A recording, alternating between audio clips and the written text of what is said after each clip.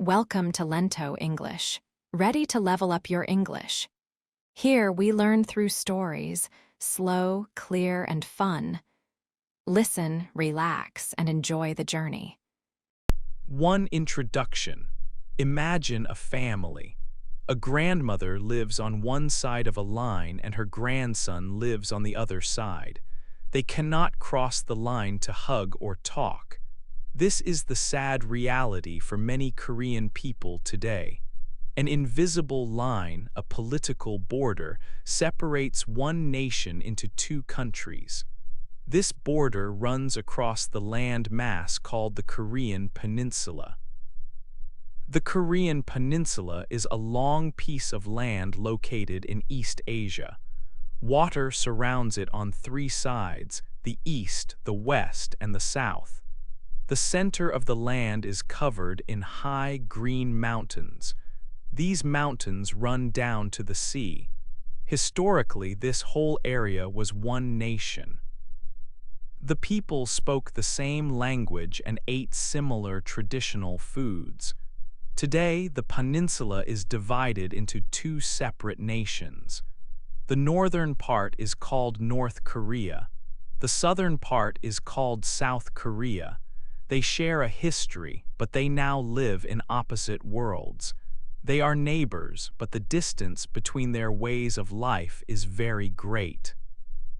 South Korea developed into a modern, fast-moving country. It is famous for its technology, its big cities like Seoul, and its global culture. It is a democracy where people vote for their leaders. North Korea developed differently. It is a country focused on military power and self-reliance. The government is ruled by one family dynasty. The state controls information and the daily routines of its citizens very strictly. In the chapters that follow, we will explore these two different places. We will study the history that caused this split. We will compare their governments, their economies, and what daily life is like for the people. We will look at the border that separates them. Our objective is to learn about these differences. We will look at the facts and systems without judging which side is right or wrong. We want only to understand how these two unique countries operate today, side by side on the same piece of land. 2. How the countries split. Before the countries split, Korea was one single nation. For many years, however, Korea was not ruled by its own people. Another country controlled the entire peninsula. Korean people waited for the day they could have their independence again. This period was hard, but the people kept their hope for self-rule. The chance for freedom came at the end of a very big global conflict. This was World War II, which finished in the year 1945. When the war ended, the ruling country left Korea. But independence did not bring immediate unity. Two powerful foreign countries came to help manage the situation in Korea. These countries were the Soviet Union and the United States. They decided to divide the land temporarily. They drew an imaginary line across the middle of the peninsula. This line was supposed to be short-term. The northern part of Korea was supported by the Soviet Union. The southern part was supported by the United States. This division created two very different ideas about how the country should be governed. The leaders in the north and the leaders in the south did not agree on one government for all of Korea. Each side wanted to control the whole country. Because of this disagreement, tensions grew quickly. In the year 1950, fighting began. This fighting is known as the Korean War. The North invaded the South, and the war lasted for 3 difficult years.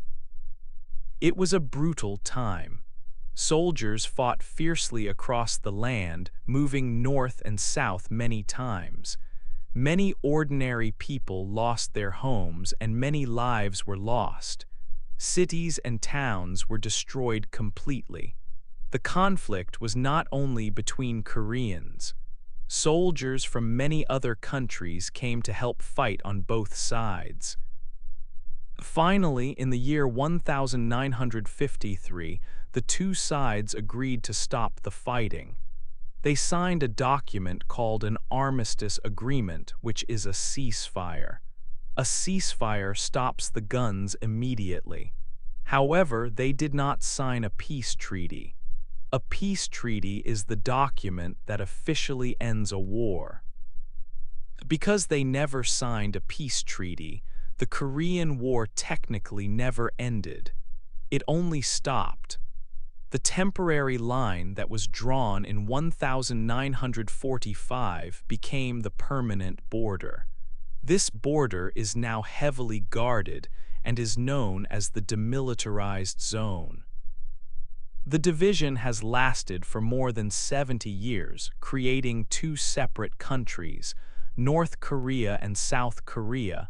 3. Government and leaders. The way South Korea and North Korea are governed is perhaps their biggest difference. South Korea is a democracy. This means that the power to choose leaders belongs to the people or the citizens. North Korea is not a democracy. It is ruled by one family, the Kim family. In South Korea, citizens vote in elections. They choose a president who is the main leader of the country. This election happens every 5 years. The president works with other elected officials who help make the laws. There are many different political parties, and they often debate ideas openly. People can speak freely about how the government is working, and newspapers can print different opinions. The government's power is limited by a set of rules for the country. North Korea has a very different system. It is ruled by a dynasty. This means that power stays within the same family, passing from father to son. The current leader is Kim Jong-un. He is the third leader from the Kim family. His grandfather was the first leader. The people do not vote for him. There are no regular elections to choose a new leader. Because the Kim family rules, the government holds strict control over the country. In South Korea, making a new law involves much public discussion and voting among many officials. In the North, the government decides the laws quickly, and everyone must follow them immediately. The government controls all information. Newspapers, television, and radio only share news that supports the leader and the state. This difference in government affects the daily lives of citizens greatly. In South Korea, the government provides services like public schools and roads, but people usually choose their own jobs, houses, and careers. The government does not tell them what to do every day. In North Korea, the government plays a much larger role. It controls the economy and often decides where people live and what type of work they will do. The government expects complete loyalty from every citizen. Teaching loyalty to the current leader is a very important part of the state's work. This shows how two neighbors can have completely opposite ways of governing their people. 4. Money and work. South Korea has a strong and modern economy. It is a wealthy country today. This wealth grew very quickly after the Korean War ended in the 1950s. This fast growth is sometimes called the Miracle on the Han River, which is a river that flows through the capital city of Seoul. South Korea is very famous for its big global companies. These companies make high-tech products that are sold all over the world. The two well-known examples are Samsung and Hyundai. Samsung makes electronics like smartphones, televisions, and computer chips. Hyundai builds cars and large ships. South Korea's economy depends heavily on international trade. They sell their goods to other nations, and this brings a lot of money into the country. North Korea uses a very different economic system. The government controls nearly all parts of the economy, including farming, manufacturing, and trade. This system focuses on self-reliance. This idea, called juche, means the country tries to produce everything it needs without help from others. Because of this, North Korea does not trade much with the rest of the world. The overall economy in the North is much smaller than the economy in the South. The types of work available in the two countries are also very different. In South Korea, many jobs are in technology, finance, business, and education.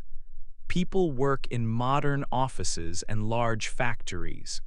In North Korea, most citizens work in agriculture, meaning they are farmers. Other common jobs are in mining or working for the large military. There is a huge difference in wealth between the two neighbors. South Korea is one of the richest countries in Asia. The average person in the South earns much more money than the average person in the North. People in the South generally have more money for housing, clothing, and travel. People in the North often rely on the state to provide basic needs like food and shelter. International relations affect both economies differently. Trade helps South Korea grow rich. However, many countries have placed sanctions on North Korea. Sanctions are strict rules that limit trade and financial dealings. These sanctions make it very hard for North Korea to sell its goods or buy necessary materials from outside. This lack of trade and investment means the economic gap between the South and the North continues to grow wider every year. 5. Life in the South. Life in South Korea is very modern and fast-paced. Most people live in big cities like the capital, Seoul. Seoul is a huge city where things happen quickly. The city center is full of tall buildings and busy streets. People move fast, and the pace of life often feels intense. There are many opportunities for work, shopping, and entertainment, even late at night. Technology is central to daily life in the South. The country has some of the fastest internet connections in the world. People use their smartphones constantly for many tasks. They use applications for banking, travel, and talking to friends. High-speed internet allows people to stay connected globally. Social media is extremely popular, allowing citizens to share their lives instantly and follow trends from around the world. This connection helps drive the modern culture forward very quickly. Education is perhaps the most important focus for families. Students study very hard for long hours every day. After regular school finishes, many students attend extra private classes called hagwons. These academies help them prepare for difficult exams. The goal is often to enter one of the country's top universities. There is strong competition to achieve high grades. People believe that a good education is the key to a successful career and a stable future. This focus means many young people feel pressure to succeed in their studies and later in their jobs. South Korean culture has gained global popularity, a trend often called the Korean Wave or Hallyu. K-pop music is a major part of this wave. K-pop groups are famous internationally, and their songs and music videos are watched by millions of fans in different countries. Korean dramas, or K-dramas, are also very popular television shows that are streamed worldwide. Fashion is another key element of life in the big cities. Young people wear stylish and modern clothing, quickly adopting new styles. Food culture is also important and internationally recognized. Traditional dishes like kimchi, which is spicy pickled cabbage, and bulgogi, which is grilled marinated beef, are now eaten everywhere. There are thousands of restaurants offering a wide variety of foods, from traditional meals to international cuisine. Citizens in the South enjoy many freedoms. They can choose their own jobs and decide where they want to live. They can travel to other countries freely for holidays or business. This freedom of movement and access to information is a defining feature of life here. Though life is busy and competitive, the society offers many modern comforts and opportunities for individual success and personal expression. The focus on technology and global connections keeps South Korea moving forward at a very fast speed. 6. Life in the North. Life in North Korea is quiet and highly organized. The government sets many strict rules for citizens to follow. Daily schedules are often planned, focusing on work and community activities that support the state. This organization is meant to ensure that society runs smoothly and everyone contributes to the country's goals. The capital city is Pyongyang. This is the largest and most important city. About 3 million people live in Pyongyang. Life for residents here is generally better than for those in the countryside.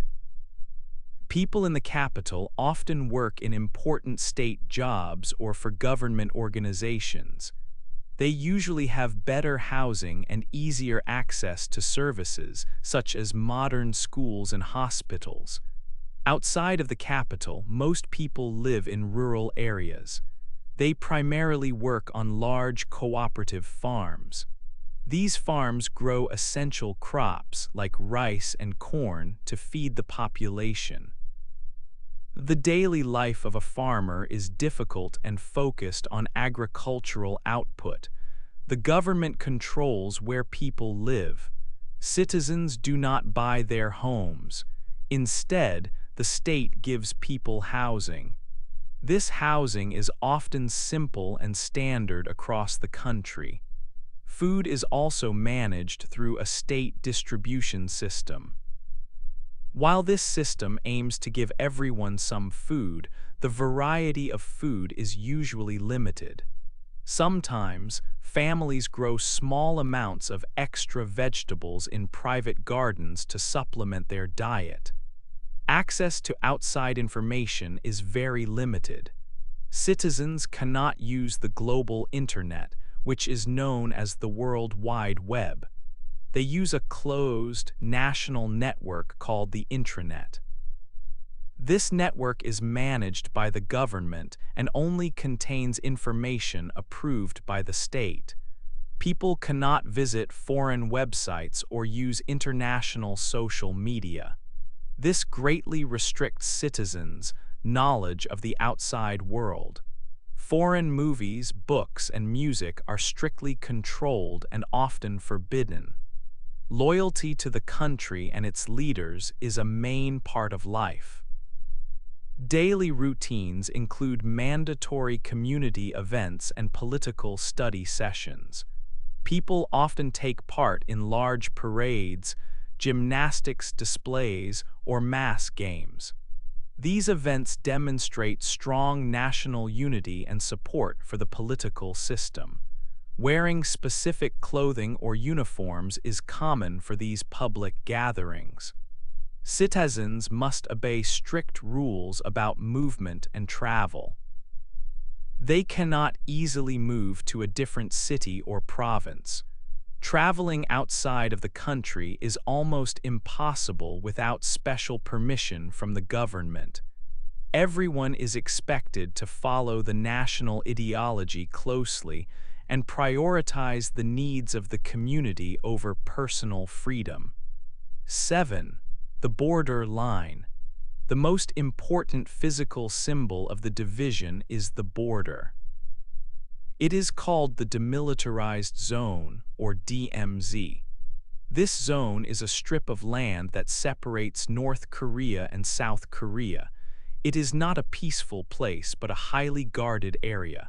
This area is very long, running across the entire peninsula. The DMZ is about 4 kilometers wide. The word demilitarized means that military weapons are not allowed inside. However, both sides have many soldiers standing very close to the line. The zone is empty of normal people. No one lives there, and no one is allowed to farm the land. It is one of the most protected borders in the world. The border is heavily guarded with high fences made of metal wire. There are many warning signs and dangerous landmines hidden in the ground. Because people do not enter the DMZ, nature has grown wild. It is now a quiet home for many animals and plants, but the atmosphere is tense. Thousands of soldiers watch the line every day and every night. They look for any movement or mistake that could cause trouble. A specific place on the border is very famous. It is called the Joint Security Area, or JSA. This is the place where the North Korean soldiers and South Korean soldiers stand face to face. They stand just a few feet apart. The JSA is the only location where the two sides truly meet directly. When the leaders need to talk, they meet in small blue buildings located right on the border line in the JSA. These meetings are important for trying to keep peace. The rules about crossing the DMZ are extremely strict. No civilian can simply walk into the zone. Tourists can visit certain parts of the South Korean side, but they must follow strict rules and stay with a guide. The border line reminds everyone that the Korean War is still not officially over, even though the fighting stopped many decades ago. 8. Future hopes. The division of the Korean peninsula caused deep sadness. Many families were separated when the border closed. Grandparents, brothers, and sisters suddenly lived in 2 different worlds. For 70 years, most of these separated relatives could not meet. They cannot send letters or make phone calls. This situation is very hard for older Koreans. They remember when Korea was one country. They want one last chance to see their family members before they die. Some limited family reunions have happened in the past. These meetings were very emotional but short. Only a few people were chosen to go. The feeling of separation remains for millions. The hope for many is reunification. This means the 2 countries would become one nation again.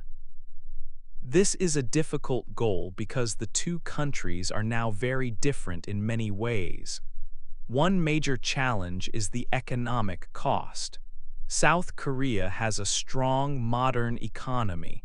North Korea's economy is much smaller and poorer. If the countries join, South Korea would need to spend huge amounts of money. This money would pay for new infrastructure, like roads and hospitals in the north. It would also help improve education and factories. Experts say this process would cost hundreds of billions of dollars and take many years to finish. Because of these issues, the people have different ideas about the future. Older generations often want reunification quickly. They feel a strong connection to the past and the idea of a single Korea. However, younger generations in South Korea have a different view.